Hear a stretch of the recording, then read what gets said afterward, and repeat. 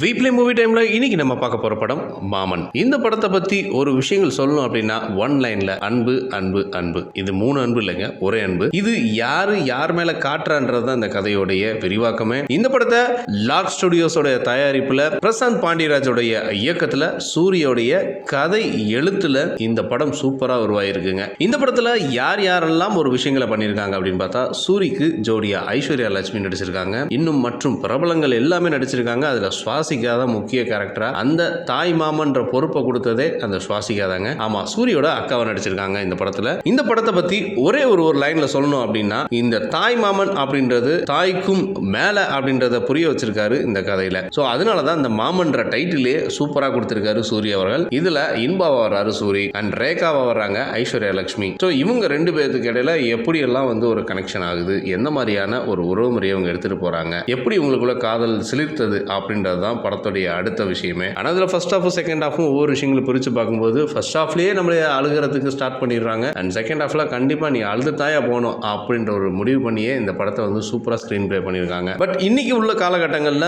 பசங்க எல்லாருமே ரொம்ப என்டர்டைன்மெண்ட்டை நோக்கி போயிட்டு இருக்க டைமில் இப்படி ஒரு ஃபீலான ஒரு படத்தை கொடுத்ததுக்கு ரொம்ப ஹேட்ஸ் ஆஃப் பண்ணிக்கணும் அப்படின்னு சொல்லலாம். பட் இந்த ஒரு சூப்பரான ஒரு விஷயத்தை சுவாசிகா எடுத்துகிட்டு போன விஷயம் தான் ஓகே. அண்ட் இந்த குட்டி பையனோட சுட்டித்தனம் வேற லெவலு. அண்ட் இந்த படத்தை யாரெல்லாம் மெருகேற்றிருக்கா அப்படின்னு பார்க்கும்போது பாபா பாஸ்கர் அண்ட் பாலா சரவணன், ஜெகன், விஜய் சந்திரசேகர் இப்படின்னு பல பேர் இந்த படத்துக்கு ரொம்ப முக்கியத்துவம் அமைச்சிருக்காங்க. ஏன் இந்த படத்தை ரொம்பவும் இப்படியெல்லாம் கொண்டு வரணும் அப்படின்னு ஆசைப்பட்டாருன்னு தெரியல சூரி. ஆனா இவரோட வாழ்க்கையில இந்த மாதிரியான ஒவ்வொரு காலகட்டத்திலையும் இது நடந்திருக்கு அப்படின்றது தான். பட் இவர் ஒரு தாய்மாமனா இருந்த ஃபீலை சூப்பரா எழுதியிருக்காரு. அண்ட் இந்த படம் நம்மளுடைய மெட்ரோ சிட்டிக்கு செட் ஆகுதோ இல்லையோ, தென்பகுதிகளில் உள்ள ஒவ்வொரு கிராமங்கள்லையும் இந்த மாதிரியான ஒரு தாய்மாமன் உணர்வு எல்லாருக்குமே இருக்கும். அதுக்காக டவுன்ல இருக்கவங்களாம் தாய்மாமன் இல்லை அப்படின்ற ஒரு விஷயத்த சொல்ல வரல.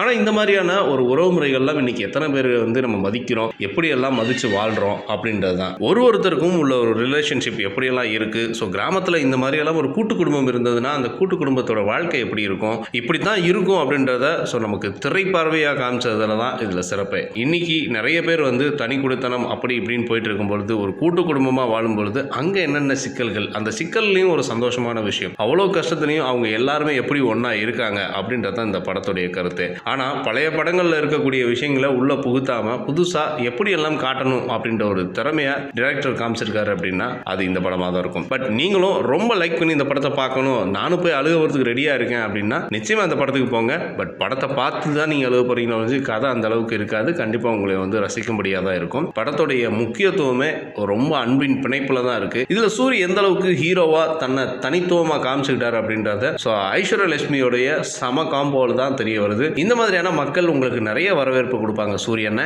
இந்த மாதிரியான படங்களை நீங்களும் நிறைய பண்ணுங்க, இன்னும் வித்தியாசமான கதைகளை தேர்வு பண்ணுங்க அப்படின்ட்டு நம்ம வீப்ளே சார்பா உங்களுக்கு வாழ்த்துக்களை சொல்லிட்டு, அண்ட் உங்களுடைய அருகாமையில் உள்ள தியேட்டர்ல மாமன் படம் போயிட்டு இருக்கு, நீங்கள் போய் பாருங்க. ஸோ உங்களுடைய குடும்பத்தோட போய் பாருங்க. அப்பதான் ஒவ்வொரு உறவு முறைகளில் ஏற்பட்ட சில பிரச்சனைகள் இருந்தாலும் கண்டிப்பா இந்த படம் மூலமா தீரும் அப்படின்றது ஒரு நம்பிக்கை. ஸோ படம் அருமையா இருக்கு. நீங்களும் தியேட்டர்ல போய் பார்த்து அந்த படத்துக்கு சப்போர்ட் பண்ணுங்க. மறக்காம நம்ம வீப்ளே லைக் பண்ணுங்க, ஷேர் பண்ணுங்க, சப்ஸ்கிரைப் பண்ணுங்க.